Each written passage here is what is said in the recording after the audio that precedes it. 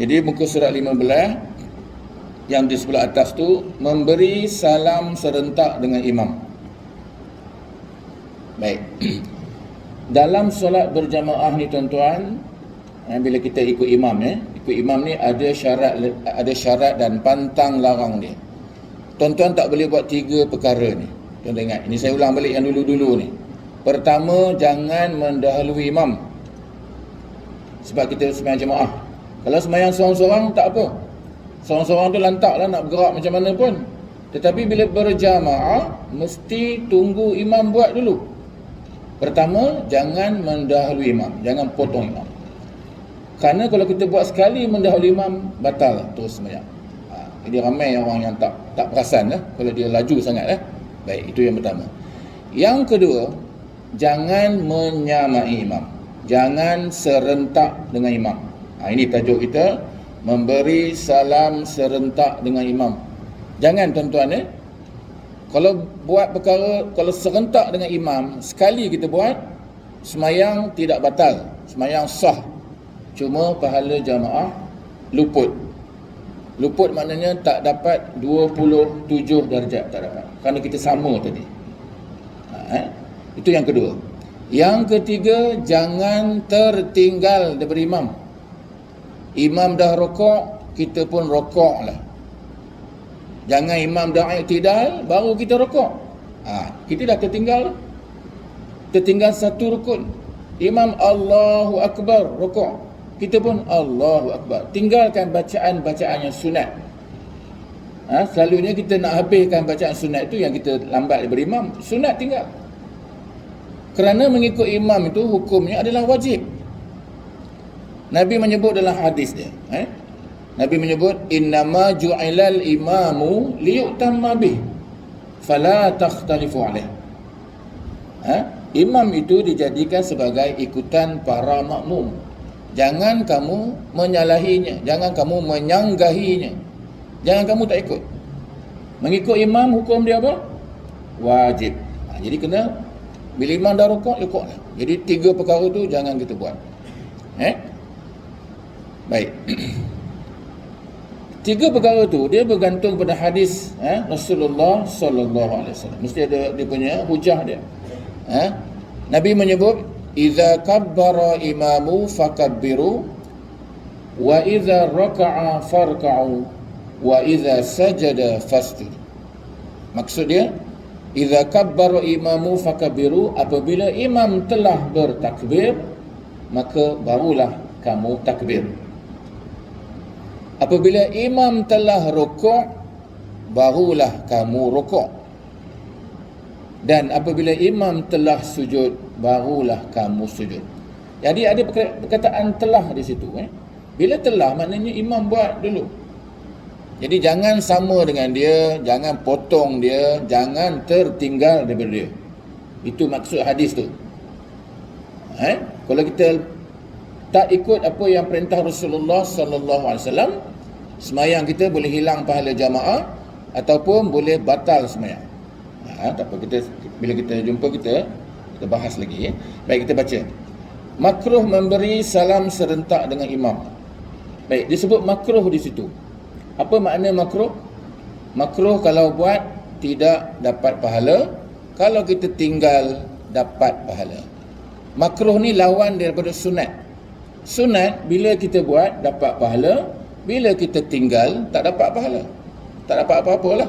Jadi makruh dengan sunat ni dia berlawanan. Jadi bila dia kata makruh ni, maka kita jangan buat serentak. Kalau buat serentak tak dapat pahala.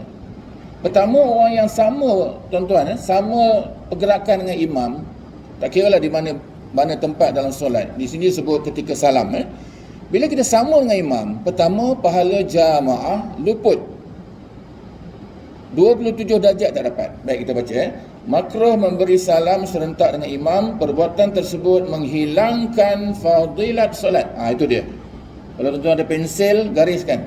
Menghilangkan fadilat solat. Fadilat solat berapa tuan-tuan? 27 darjat tak dapat. Ini disebut dalam kitab ni. Solat 27 fadilat solat berjamaah kerana menyalahi imam. Menyalahi imam sebab Rasulullah kata kamu jangan sama dengan imam, jangan mendahului imam, jangan tertinggal daripada imam. Tiba-tiba kita sama dengan imam, maka hilang pahala jemaah. Itu kalau buat sekali. Dalam kitab yang lain, dalam kitab Arab, kitab bab solat, Tamfi Ahkam, nama kitab tu, Al-Qawlu Tamfi Ahkam, Al-Ma'mum wal Imam ala mazhab Asy-Syafi'i rahimahumullah, kitab Arab. Dia kata kalau sekali kita sama dengan imam, solat belum batal, makruh, kerana hilang pahala jamaah.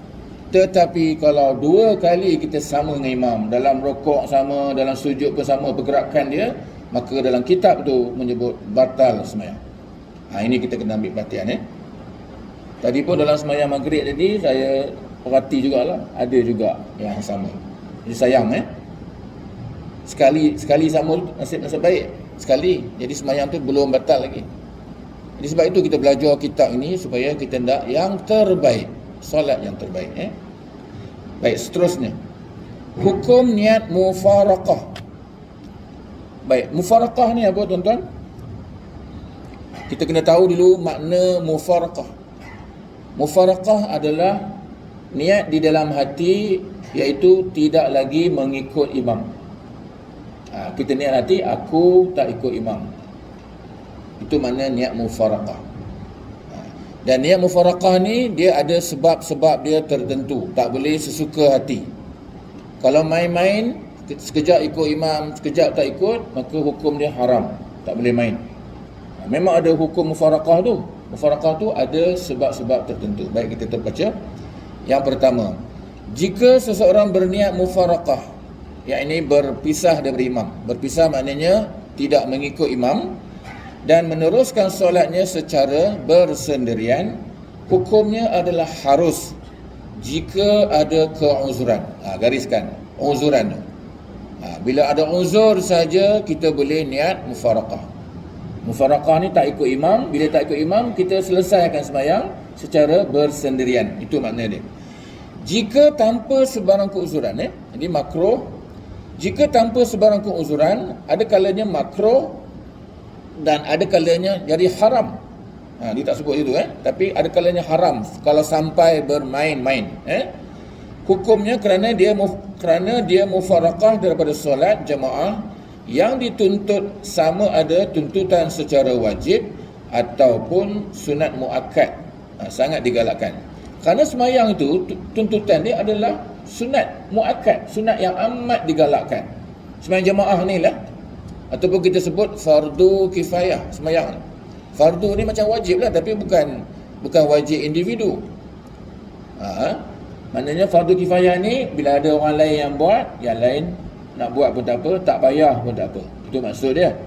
Jadi hukum ni wajib. Sebab itu kita tak boleh sesuka hati nak mufaraqah tanpa sebarang urusan, tanpa sebarang sebab. Baik, yang kedua, keuzuran yang membolehkan makmum niat mufaraqah. Jadi kita boleh tinggalkan imam tadi, tak ikut imam. Ada beberapa di situ. Pertama, imam terlampau memanjangkan bacaan dia. Sebab itu imam dia tidak boleh memanjang-manjangkan bacaan dia. Kerana makmum ni ada pelbagai umur, peringkat umur. Ada yang muda, ada yang tua, ada yang uzur. Imam jangan memanjang-manjangkan bacaan dia. Jadi sebab itu imam bila dia nak mulakan solat, apabila dah habis qamat, bila kata Allahu akbar, la ilaha illallah, jadi imam ambil mic, imam kena tengok makmum dia. Scan makmum dia, ada tak yang duduk atas kursi, ada tak orang tua, ada tak muslimat bawa anak, tengok dulu. Kalau tak ada, bolehlah nak panjang sikit. Tapi kalau ada orang tua, orang sembahyang duduk, jangan memanjang-manjangkan bacaan. Itu ajaran Rasulullah sallallahu alaihi wasallam. Jangan jadi tak boleh memanjang-manjangkan. Kerana makmum ni berbagai-bagai keadaan. Ada orang uzur, ada tak boleh diri lama kan. Kalau lama sangat, langsunglah dipaksa mufaraqah. Jadi orang yang tak boleh tahan tadi, dia berdiri terlalu lama bila imam baca panjang, maka dia boleh niat mufaraqah. Niat mufaraqah maknanya aku tak ikut imam. Bila tak ikut imam, dia selesaikan sembahyang dia secara bersendirian. Mufaraqah ni bukan makna kita keluar sembahyang. Ada orang yang silap faham pula, dia kata mufaraqah ni aku keluar lah. Tak, sembahyang di situ, cuma tak ikut imam.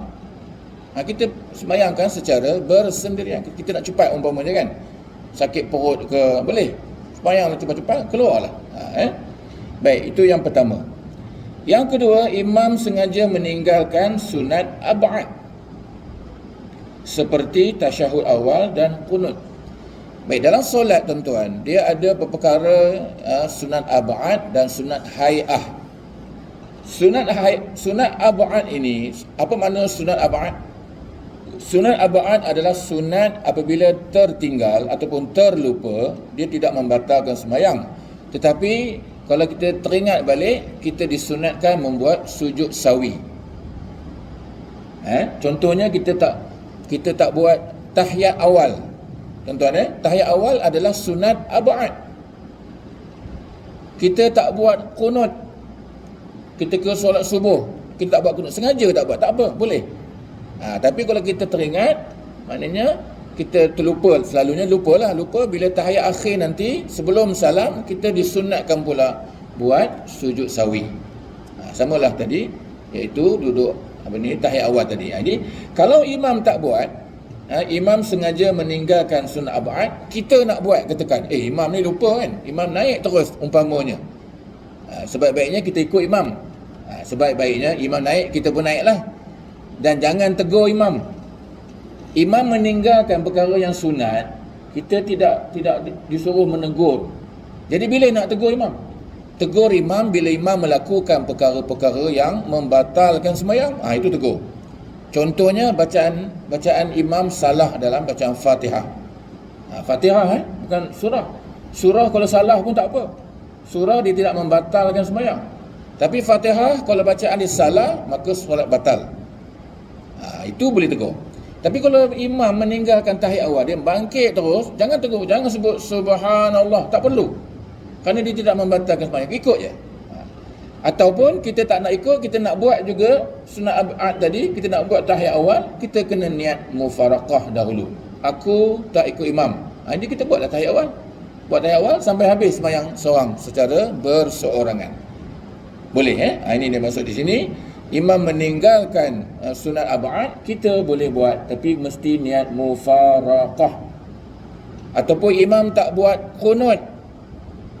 Qunut kita nak buat, boleh buat qunut, tapi qunut tak perlu niat mufaraqah. Kerana qunut dia dianggap bukan perkara yang perbuatan yang baru. Dia perbuatan berdiri sahaja, cuma angkat tangannya. Qunut tak apa, tak perlu niat mufaraqah. Imam tak buat, kita buat. Macam kita pergi Mekah kan, pergi Mekah, di Mekah dia tak buat qunut, kita nak buat, kita boleh buat, tapi kena baca qunut yang pendek lah. Sebab itu di Mekah, imam di Mekah kebanyakannya mazhab Maliki ataupun mazhab Hanafi. Jadi bila dia tahu belakang dia tu banyak ramai mazhab Syafi'i, dia raikan. Bila dia sami Allahu liman hamidah, dia takkan terus sujud, dia tunggu je.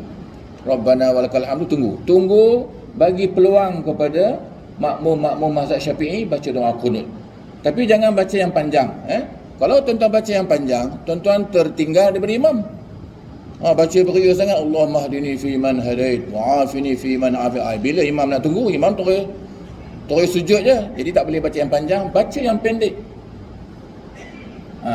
Jadi yang pendek dia Allahumma ghfirli ya ghafur. Itu yang pendek. Tak payah pergi Mekah lah, kita pergi ke Perlis umpamanya. Perlis pun tak buat, kita nak buat. Jadi subuh. Jadi bila dah imam sami Allahu liman hamidah, kita buat Allahumma ghfirli ya ghafur, dapat fadilat kunut. Pendek Jadi imam terus sujud, kita pun ikut. Boleh ini di antara disebut imam tak buat, kita boleh buat Maka harus makmum mufaraqah dengan tujuan untuk melakukan sunat itu. Boleh. Seterusnya muka surat 16.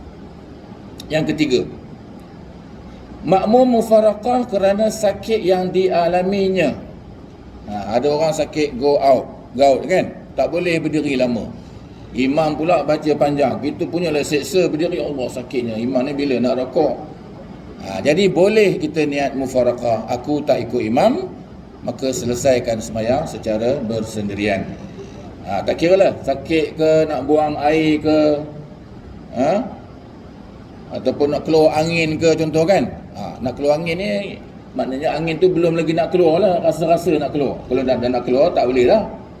Bila nak mufaraqahnya, mufaraqah nak sembahyang lama lagi, dia dah keluar lah. Maknanya kalau rasa yang ni perutnya berangin ni, kalau tunggu orang dia keluar, jadi kita cepat-cepat habiskan sembahyang secara bersendirian, boleh.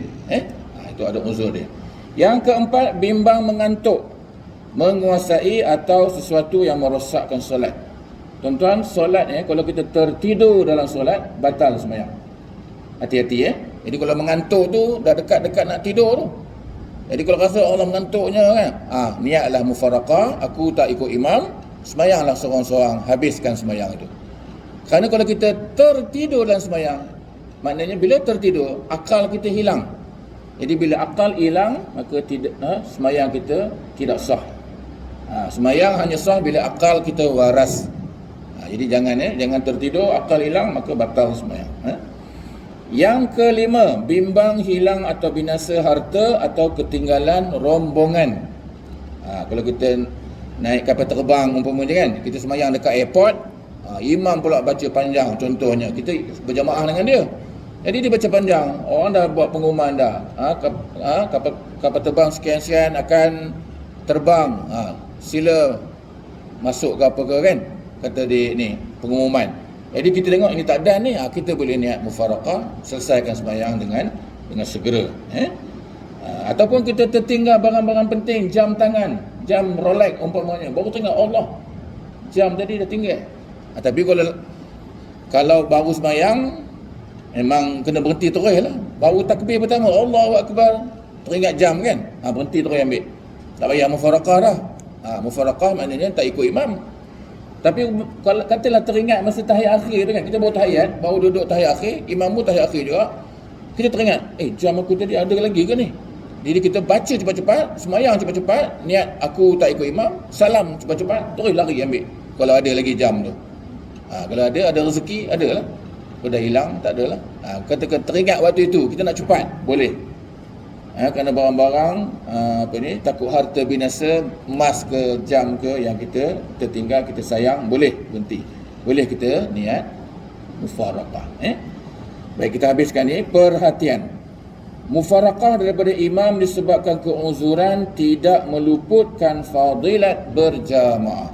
Orang yang mula-mula ikut imam berjamaah, lepas tu dia mufaraqah, dia tetap dapat pahala jamaah 27, dia dapat. Kerana awalnya dia ikut imam. Kalau dia tak ikut imam, memanglah dia tak dapat lah. Jadi bila dia ikut imam, kemudian dia mufaraqah, 27 darjat tu tetap dapat. Bahkan kadang-kala mufaraqah itu wajib. Tadi saya sebut, ada kalanya wajib, seperti berlaku sesuatu yang membatalkan solat imam. Solat imam, contoh imam baca Fatihah salah, katakan, batal tak sembahyang? Batal kan? Imam baca Fatihah salah, dia baca ihdinas siratal mustaqim, confirm salah.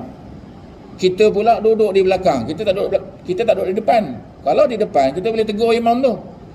Kita wajib tegur imam, kita kata subhanallah, bacakan yang betul. Tegur imam kalau kita duduk depan. Tapi duduk belakang, macam mana nak tegur jauh? Bila jauh ketika itu, nak menyelamatkan sembahyang kita, maka tidak ada pilihan, kita niat mufaraqah, aku tak ikut imam. Sembahyanglah seorang-seorang bagi-bagi. Kerana imam telah melakukan perkara-perkara yang membatalkan sembahyang. Fatihah dia salah, kita dengar jelas, ihdinas siratal mustaqim, salah. 3 salah tu. Pertama bukan alif bawah kan, itu betul. Ihdinas siratal, tu yang betul, bukan tal itu huruf ta, ta salah, tal mustaqim, qaf bukan mustaqim, itu kaf, batal. 3 perkara salah kat situ. Jadi kita sedar, dia bukan semua orang sedar tuan-tuan. Ada orang makmum yang biasa, dia dengar sama je, okey je, sebab dia pun kefahaman dia pun sama je, dia sah lah. Orang yang tak ada, dia tak boleh nak membezakan yang mana betul yang salah, dia sah sembahyang. Walaupun sah, tapi pahala dia tidak sempurna. Kita ni yang tahu selok belok bacaan ni, jadi kita dengar salah, memang kita kena wajib bermufaraqah. Kalau kita tak bermufaraqah, tak apalah, aku ikutlah. Bukan aku yang salah, imam yang salah, batal sembahyang kita. Hukum dia begitu. Imam buat salah, kita kena mufaraqah. Ataupun kalau kita boleh tegur dulu. Kalau duduk depan bolehlah tegur. Kalau duduk sah belakang, macam mana nak tegur? Niat mufaraqah. Begitu Jadi makmum tahu perkara itu wajib, maka wajiblah dia berniat mufaraqah dengan segera bila imam buat benda-benda yang membatalkan sembahyang. Kalau tidak, batal solatnya walaupun dia tidak ikut perbuatan imam yang selanjutnya. Katalah imam menambah rakaat. Menambah rakaat batal tak sembahyang? Imam menambah, batal sembahyang. Kerana solat Isya dia buatnya 5. 5 mana ada solat Isya 5? Sepatutnya 4. Dia menambah, dia lupa. Kita yang sedar, kita jangan ikut. Kalau kita ikut, batal sembahyang kita. Kalau makmum ada dua jenis, selalu saya sebut di mana-mana. Makmum ni ada yang peka. Pertama, makmum peka. Yang kedua, makmum pekak. Pekak ni yang masalah ni. Dia ikut je apa imam buat. Itu walaupun dia ikut, sembahyang tetap sah bagi dia, tapi pahala dia tidak sempurna. Kita yang tak ikut ni kerana imam salah dan sebagainya, kita mufaraqah itu yang paling baik. Walaupun kita dah mufaraqah. Kerana kita nak menyelamatkan sembahyang kita. Boleh Jadi kalau imam menambah, jangan ikut. Imam naik Allahu Akbar, masa imam berdiri tu, kita sedar, kita duduk. Masa kita duduk, tegur imam, Subhanallah. Kita duduk belakang ke, duduk di tengah-tengah, kita sebut supaya imam boleh dengar lah. Kalau dalam surau, dalam masjid ni boleh dengar. Kalau duduk di tengah-tengah saf tu boleh Subhanallah, kita sebut. Imam bagi dia dengar. Dia dah berdiri lah. Kalau dia turun, tak apalah, selamatlah. Kalau dia tak turun, dia kata dia betul juga, maka kita di situ ketika itu tak boleh lagi ikut imam ni. Kita ada dua pilihan, iaitu niat mufaraqah, aku tak ikut imam lah, dah imam tambah rakaat. Ataupun yang kedua, yang paling baik, kita tunggu imam. Ini jadi yang kedua ni kita bincang kemudian lah. Tapi kalau untuk orang awam, bila imam melakukan perkara-perkara yang membatalkan sembahyang, kita kena ada satu senjata dia mufaraqah, niat tidak mengikut imam. Itu maknanya. Bukan sebut mufaraqah Jangan aku mufaraqah, tak. Kita tak sebut mufaraqah. Dalam hati saja sebut aku tak ikut imam. Jadi kita buatlah hal kita. Habiskan sembahyang, barulah sembahyang itu sah habis. Jadi saya rasa saya berhenti kat situ, saya buka kepada soalan. Ada apa-apa soalan tuan-tuan nak tanya? Ya.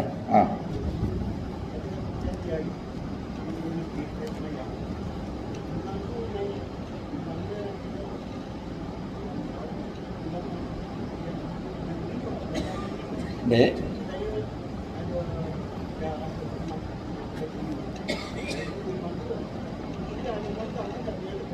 Jadi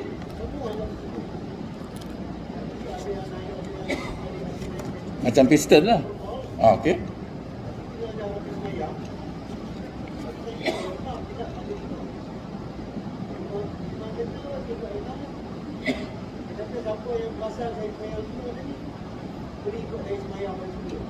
Ya, betul. Jadi imam, makmum yang tak sedar tadi, dia sebab dia ikut imam kan. Imam tambah 5, dia pun tambah juga. Makmum yang pekak tadi, dia ikut kan. Jadi bila dia ikut imam, sesungguhnya selagi imam tu tak sedar kesalahan dia dan tak ada siapa tegur umpamanya, sah. Balik rumah apa, sah habis. Semua makmum sah. Selagi tak ada sesiapa yang tegur dia. Tetapi bila ada tegur tadi, abang kata ada tegur kan, dan dia pun rasa, iya ke, aku salah tadi. Salah. Jadi orang yang makmum yang pekak yang ikut dia tadi kena ulang balik sebenarnya. Kerana dia melakukan perkara yang tidak ada dalam ibadat. Tak ada sembahyang Isya 5 rakaat, tak ada. Tapi dia oleh kerana terlupa tadi, siapa pun tak tegur. Jadi kalau tak ada orang tegur langsung, ketika itu sah.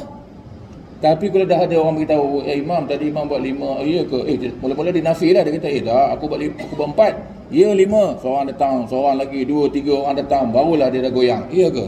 Bila dia dah dia dah tak yakin lagi, ragu-ragu saja, dia wajib ulang dengan makmum yang ikut dia tadi. Sebab itu kita kena betul-betul ikut imam. Imam buat salah, jangan ikut, tegur dulu. Jadi kita nak menyelamatkan sembahyang kita. Yang ni sebab kita jarang berlaku, tapi kalau berlaku, begitulah. Boleh ya? Jadi mana betul tadi imam tadi, kita kena sembahyang semula. Yang tak ikut tadi mufaraqah, selamat. Sebab itu ingat dalam kepala, mufaraqah tu sentiasa standby, orang putih kata. Standby lah. Imam buat salah je, aku tak ikut imam. Selamat lah.